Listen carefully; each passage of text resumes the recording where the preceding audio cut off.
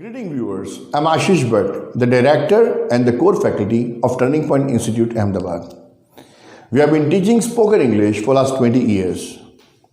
आज तक हम क्लासरूम सेटअप में कोचिंग प्रोवाइड करते थे, अब हम ऑनलाइन हैं और आज मैं आपको इंग्लिश की सबसे बेसिक वाक्य रचनाएं जो सिंपल प्रेजेंट टेंस है और सिंपल पास्ट टेंस है वो सिखाने वाला हूं। और ये वीडियो देखने के बाद आपको रियलाइज होगा कि इंग्लिश में सेंटेंस फॉर्म करना कितना आसान और सिंपल होता है। It's very much logical. Let us see this. Simple present tense कब इस्तेमाल होता है? रोजमर्रा की क्रिया के लिए, लाइक मैं सुबह 6 बजे उठता हूँ काइंड ऑफ स्टेप्स, सनातन सत्य, वर्तमान की परिस्थिति। अपार्ट फ्रॉम दिस, हम जब किसी को काम दिखाते हैं, सूचन करते हैं, विनती करते हैं, आदेश करते हैं, that is also simple present tense. ठीक है, ये हम जानते हैं, लेकिन जब इन भावनाओं को, इन विचारों को इंग्लिश में व्यक्त करना है तो सेंटेंस कैसे फ्रेम किया जाए, ये सीखने के लिए जब हम इंग्लिश ग्रामर में जाते हैं तो बहुत अलग अलग प्रकार के टेंस होते हैं, उनके अपने अलग रूल्स होते हैं, हर एक टेंस के पार्ट्स ऑफ स्पीच होते हैं, ये सब बदलते रहते हैं। तो वी कैन नॉट जज कैसे बनाया जाए, कन्फ्यूजन आगे जाके क्रिएट हो जाता है, कॉमन सिस्टम नहीं दिखती। इसलिए हम जाते हैं इंग्लिश से हिंदी ट्रांसलेशन मोड पे, शब्दों को पकड़ पकड़ के हिंदी कर इंग्लिश करने का ट्राई करते हैं। वो भी बहुत कंफ्यूजिंग रहता है, क्योंकि हमारा दिमाग जो है वो डेफिनेशंस या रूल्स नहीं समझता, ना ही वो शब्द समझता है। वो तो मन में जो पिक्चर बनता है ना, विचारों का चित्र बनता है, उसी को समझता है। और वो जब हम इंग्लिश में प्रेजेंट करना सीख जाते हैं, इंग्लिश में फ्लुएंसी अपने आप आ जाती है। So let us see the things. When you want to express yourself in English, हमारे मन में जो विचार है वो सबसे पहले कैसे डालेंगे? तो जिसका इंपॉर्टेंस है वो सबसे पहले रखेंगे। जो बोलना चाहते हैं, जिसकी बात कर रहे हैं, वो सबसे पहले आएगा। उसको कहते हैं सब्जेक्ट। सब्जेक्ट क्या होता है? वाक्य में जिसका सबसे ज़्यादा इंपॉर्टेंस है वो है सब्जेक्ट। जिसके लिए आपने पूरा सेंटेंस बनाया वो है सब्जेक्ट। वो व्यक्ति, वस्तु, घटना, परिस्थिति, भावनाएं, कुछ भी हो सकता है। लाइक सपोज इफ आई से Ahmedabad is a beautiful city, subject कौन है? अहमदाबाद। क्यों? बात किसकी हो रही है? अहमदाबाद की। व्हेन आई से the board is white, subject कौन है? बोर्ड। क्यों? बात बोर्ड की हो रही है, सेंटेंस मैंने बोर्ड के लिए बनाया। व्हेन आई से वेदर इज नाइस, सब्जेक्ट कौन हो गया? वेदर। जिसकी बात हो रही है वो है सब्जेक्ट। ठीक है, अब सब्जेक्ट डाल दिया, फिर आगे क्या बोलेंगे? तो सब्जेक्ट के बारे में बताएंगे ना, और ये बताएंगे कि ये कौन सा टेंस है, बात कौन सी टेंस में हो रही है, ये प्रेजेंट की हो रही है, पास्ट की हो रही है, या फ्यूचर की हो रही है। राइट? तो सब्जेक्ट डालने के बाद, ये पूरे इंग्लिश में कॉमन रूल है, कोई भी स्ट्रक्चर आप पकड़ लो, ये रूल कॉमन है कि शुरुआत सब्जेक्ट से होगी, और सब्जेक्ट के बाद हमेशा एक शब्द ऐसा रखा जाता है जिससे सुनने वाले को ये पता चले कि ये वाक्य प्रेजेंट का है, पास्ट का है, फ्यूचर का है। इसको हम कहेंगे टेंस इंडिकेटर। जो शब्द टेंस क्लियर कर देता है सुनने वाले के लिए, उसको बोलेंगे हम टेंस इंडिकेटर। तो टेंस इंडिकेटर कौन से शब्द हो सकते हैं? इंग्लिश में लाखों शब्द हैं। तो शब्द जो टेंस दिखाते हैं वो है वर्ब। जो शब्द में एक्शन है, एक्शन वर्ड्स, जिसको हम वर्ब बोलते हैं, हिंदी में बोलते हैं क्रियापद, वो टेंस दिखाते हैं, क्योंकि उसके अलग अलग स्वरूप होते हैं। जैसे कि प्रेजेंट टेंस दिखाना है, जाना तो मैं बोलूँगा गो, गया तो गो का मेरे पास पास्ट का स्वरूप है वेंट। प्ले, प्लेड, टेक, टुक, स्पीक, स्पोक, गिव, गेव। तो वर्ब जो है वो जब सेंटेंस में आता है वो अपने साथ टेंस लेके आता है। Verb is a tense indicator. Right? तो सब्जेक्ट डालने के बाद जब मुझे टेंस दिखाना है तो सब्जेक्ट जो एक्शन करता है, जो क्रिया करता है, वो वर्ब डाल देंगे, और उसके बाद बाकी जो भी शब्द रखोगे उसको क्या बोलेंगे हम? Noun. I give you example. Suppose if I want to say that मैं हर रोज चाय पीता हूं, तो सब्जेक्ट कौन है? आई। बात मेरी हो रही है, मैं क्या कर रहा हूं? ड्रिंक। एक्शन है। अब ड्रिंक रखूंगा ना, मैं ड्रैंक रखूंगा ना, ड्रिंकिंग रखूंगा ना, ड्रंक रखूंगा, तो सुनने वाला समझ जाएगा ये प्रेजेंट टेंस की बात है, तो मुझे और कुछ रखने की जरूरत नहीं है। I drink tea. टी क्या है? नाउन है, उसमें कोई एक्शन नहीं है। जो शब्द में एक्शन नहीं है वो सब क्या है? नाउन है हमारे लिए। ग्रामर बुक्स में तो पार्ट्स ऑफ स्पीच बहुत सारे रहते हैं, एडजेक्टिव्स भी होते हैं, एडवर्ब्स भी होते हैं, प्रोनाउंस भी होते हैं। हम सिर्फ दो ही प्रकार समझते हैं, एक्शन वर्ड वर्ब, जो शब्दों में एक्शन है बाकी सब नाउन। तो वर्ब डालने के बाद डाल दिया आपने नाउन टेंस के बाद। आई ड्रिंक टी, मैं पिज्ज़ा खाता हूँ, आई ईट पिज्ज़ा। प्रेजेंट टेंस से कैसे पता चला? मैंने डाला ईट, ना मैंने एट रखा, ना ईटिंग रखा, ना ईटन रखा, तो टेंस इंडिकेट हो गया। फिर मैं आगे पिज्ज़ा, क्यों पिज्ज़ा? कि ईट नाम क्रिया पिज्ज़ा पे हो रही है, तो उसके बाद पिज्ज़ा आएगा, आई ईट पिज्ज़ा। व्हेन आई से आई मेक टी, मैं चाय बनाता हूँ। आई टीच इंग्लिश, मैं इंग्लिश सिखाता हूँ। क्यों? सब्जेक्ट कौन हो गया? आई। आई क्या कर रहा है? टीच, किसको? इंग्लिश। I teach English. मैं मेरे दोस्तों को मदद करता हूँ। I help my friends, subject I है, उसके बाद हेल्प माई फ्रेंड्स। मेरे दोस्त मुझे मदद करते हैं। बात किसकी हो रही है यहाँ पे? सब्जेक्ट कौन हो गया? मेरे दोस्त, वो आगे आ जाएंगे माई फ्रेंड्स। वो क्या करते हैं? Help my friends help me. Raju हर रोज मेरे घर आता है, सब्जेक्ट कौन है? राजू।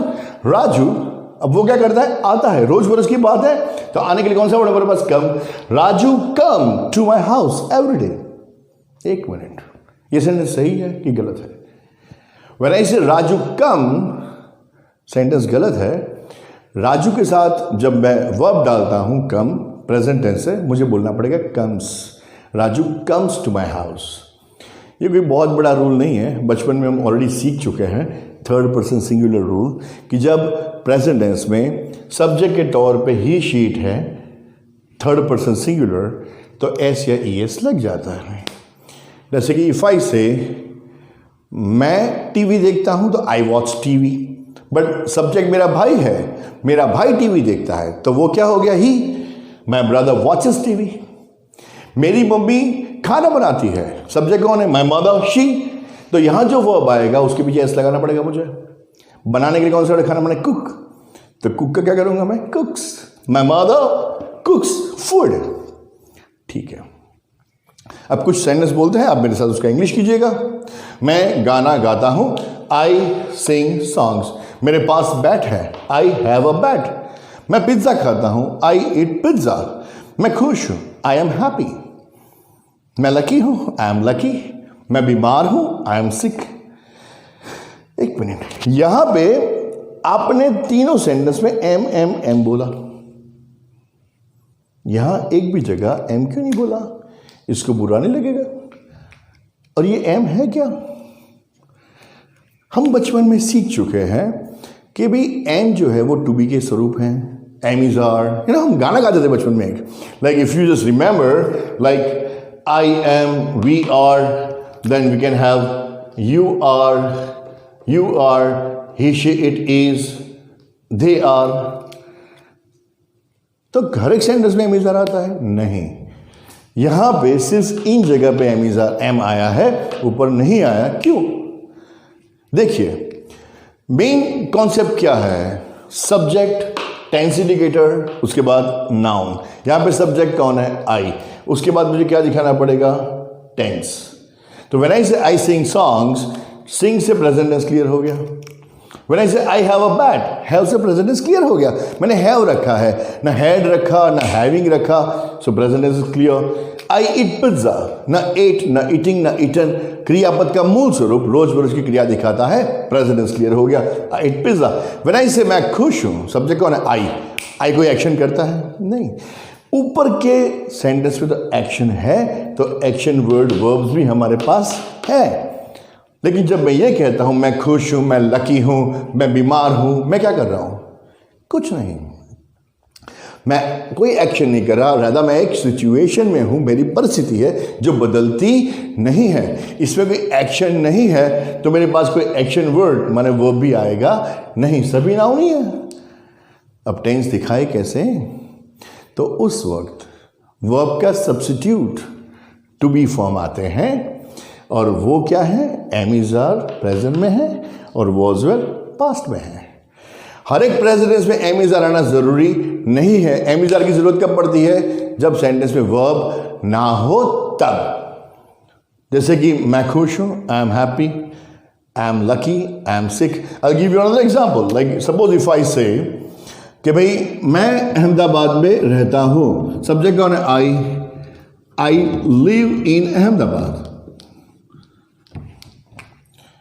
मैं अहमदाबाद में काम करता हूं, आई वर्क इन अहमदाबाद। मैं अहमदाबाद में हूं, आई इन अहमदाबाद नहीं चलेगा। मैं रहता हूं तो लीव नाम की एक्शन है, मैं काम करता हूं तो वर्क नाम की एक्शन है। मैं अहमदाबाद में हूं, कोई एक्शन नहीं है, लेकिन उसका मतलब ये नहीं कि मैं ऐसे ही सेंटेंस बोल सकता हूं आई इन अहमदाबाद। मुझे सब्जेक्ट के बाद टेंस दिखाना तो पड़ेगा। वर्ब नहीं है तो कोई टेंशन नहीं, मुझे एमिजार में से जो सेट होता है वो लगा देना है, आई एम इन अहमदाबाद। वह मेरा दोस्त है, ही इज़ माई फ्रेंड। बच्चे खुश है, चिल्ड्रन आर हैप्पी। क्यों? वर्ब नहीं है। सो इन शॉर्ट, जब हम प्रेजेंट टेंस की बात करते हैं तो दो प्रकार के सेंटेंस आते हैं। पूरे इंग्लिश में एक्चुअली ये दो ही प्रकार के सेंटेंस हैं। कौन से? एक्शन सेंटेंस और सिचुएशन सेंटेंस। एक्शन सेंटेंस माने जो शब्द में, जो वाक्य में सब्जेक्ट की परिस्थिति बदलती है। कैसे? वो कोई एक्शन करता है, तो जो एक्शन करता है वो एक्शन वर्ड डाल दो। अगर वो एक्शन नहीं करता, सिचुएशन में है, तो हम टेंस दिखाने के लिए टू बी, सो हम एमिजा लेके आते हैं। अब यही रूल पास्ट टेंस में भी है। नए रूल्स तो पूरे इंग्लिश में नहीं आने वाले। प्रेजेंट टेंस में जैसे कि गो, पास्ट टेंस में क्या डाल सकते हैं? वेंट। मैं हर रोज मंदिर जाता हूं, तो रोज बरोज की बात है, मैं क्रियापद का मूल स्वरूप गो डाल देता हूं, I go to temple every day.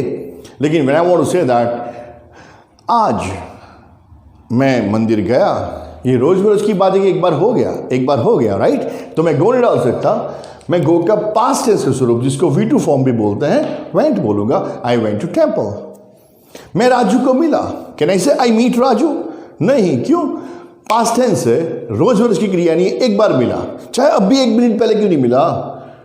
रोज बरोज की बात नहीं है ना, एक बार हो गया ना, तो मैं मीट नहीं इस्तेमाल कर सकता, मुझे मैट डालना पड़ेगा, आई मेट राजू।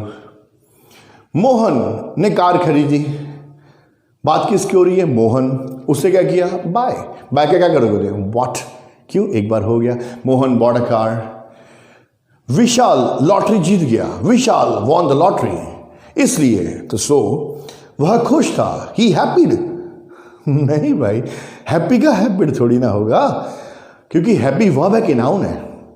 नाउन है। रिमेंबर, जो शब्द में एक्शन है, एक्शन वर्ड, वर्ब उसी के पास सेंस होते हैं। हैप्पी में कोई एक्शन है, हैप्पी माने खुश। हाँ, खुश होने में एक्शन है, बिकम हैप्पी, लेकिन हैप्पी तो नाउन है, राइट? तो पास्ट टेंस मुझे दिखाने के लिए कुछ तो भी चाहिएगा। आई कैन नॉट से ही हैप्पी, पास्ट टेंस कैसे दिखाऊंगा? यहां वर्ब नहीं है, तो मुझे सेम चीज टू बी के पास्ट टेंस के स्वरूप है, वॉज वर्ड, उसके जरूरत पड़ेगी, विशाल वॉज हैप्पी।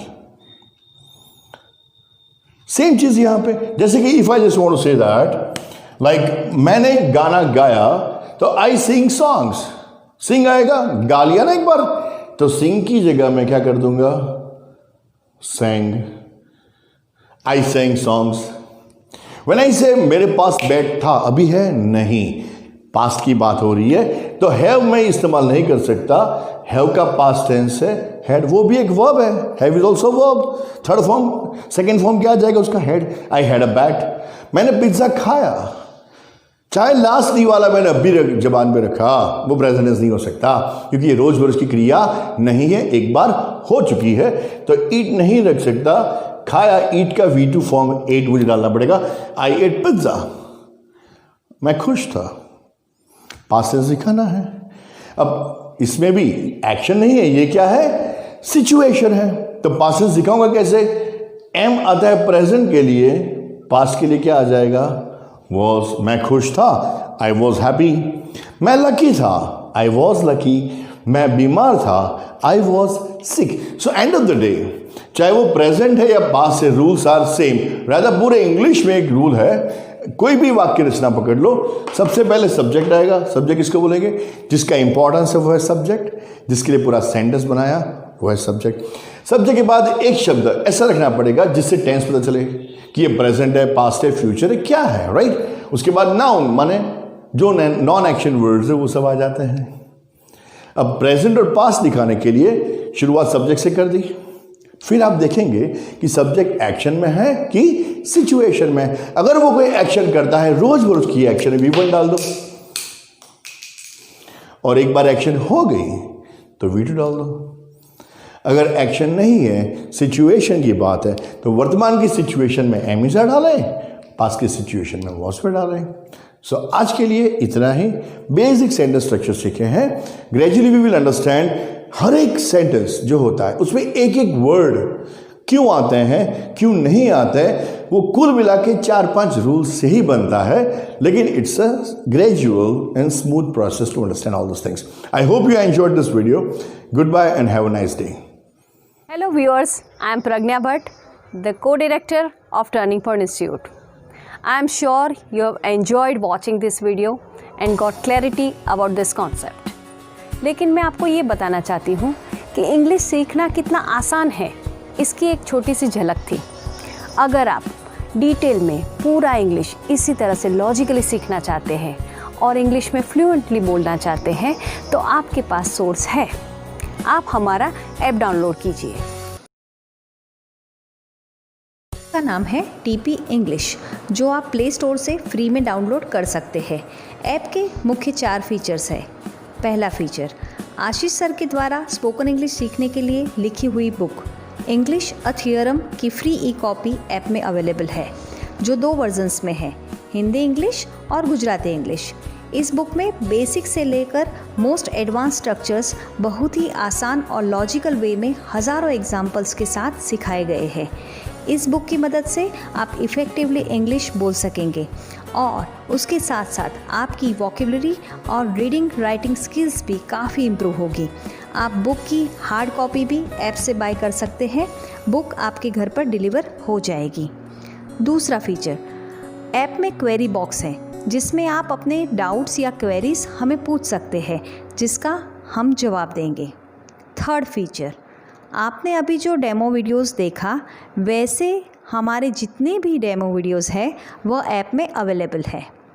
फोर्थ और सबसे इम्पोर्टेंट फीचर, अगर आप पूरा इंग्लिश आशीष सर के साथ वीडियो लेक्चर्स के माध्यम से सीखना चाहते हैं तो आप हमारा वीडियो कोर्स बाय कर सकते हैं, जिसमें 45 to 50 मिनट्स का एक, वैसे अराउंड 40 वीडियोस है और हर एक वीडियो सेशन के साथ होमवर्क और प्रैक्टिस मटेरियल की PDF फाइल है, जो आप डाउनलोड कर सकते हैं। यह पूरा कोर्स 1 टाइम बाय है। एक बार खरीदने के बाद सभी वीडियोस आपके पास लाइफ टाइम के लिए अवेलेबल होंगे, ताकि आप जब चाहे उन्हें रिवाइज कर सकते हैं। उसके उपरांत आप लाइव वीडियो सेशन भी अटेंड करेंगे, जो doubt solving as well as speaking practice जैसे कि पब्लिक स्पीकिंग, प्रेजेंटेशंस वगैरह के लिए होते हैं। इतना ही नहीं, हमारे वीडियो कोर्स खरीदने के पहले 3 डेज़ फ्री ट्रायल का ऑप्शन भी है। इन 3 दिनों में आप हमारे सभी वीडियोस पे नज़र डाल सकते हैं और जान सकते हैं कि आप जो सीखना चाहते हैं वह कितनी आसानी से सीखा जा सकता है। आप हमारी ऐप नीचे दिए गए लिंक से डाउनलोड करें। Thank you for watching.